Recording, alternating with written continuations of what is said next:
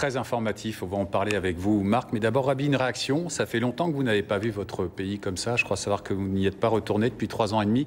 Quel est votre sentiment après avoir vu ces images?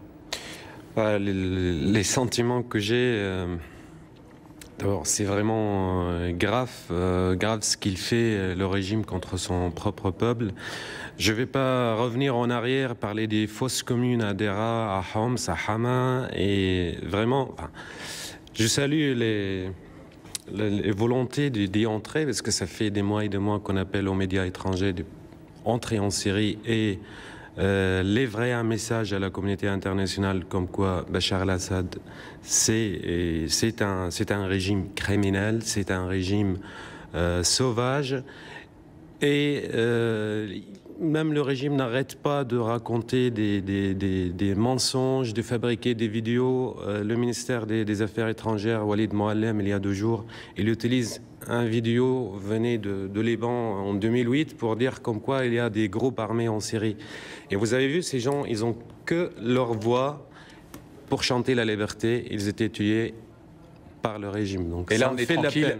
On est tranquille, les images sont réelles. Hein. Voilà. On peut discuter dessus. Marc de Chalvron, ce qu'on découvre vraiment dans votre sujet, c'est qu'apparemment, le régime de Bachar el-Assad ne contrôle pas tout le territoire syrien. Oui, effectivement, et j'en ai été moi-même vraiment surpris. Je ne m'attendais pas à découvrir un réseau si organisé. Alors, je pense vraiment que c'est une région particulière parce que Homs, c'est le bastion de l'insurrection depuis des mois maintenant, que Baba Ammar, le quartier où je me suis rendu, c'est le bastion dans le bastion.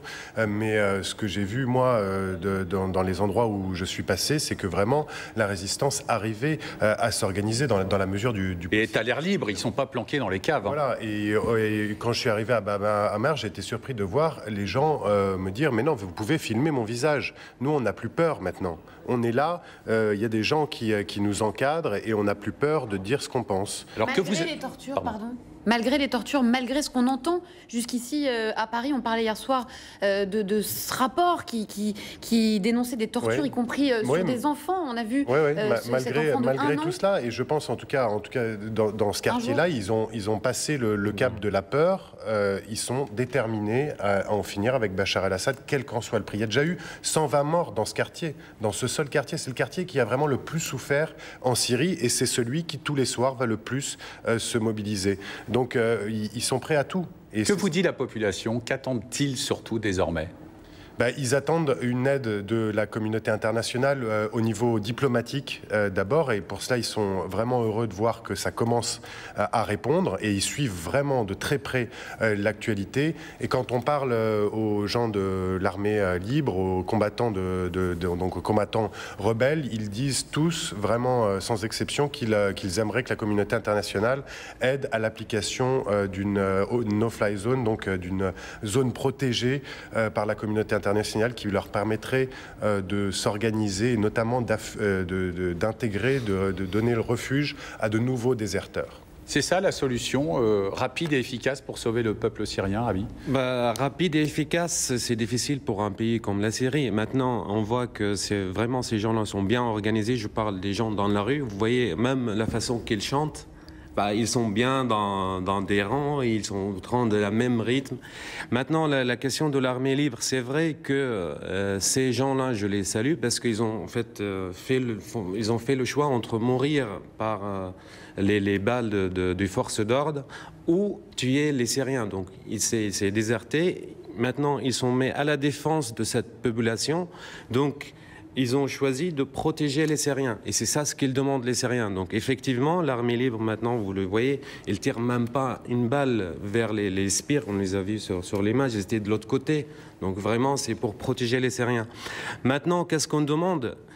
Vous voyez, on demande beaucoup plus à la communauté internationale.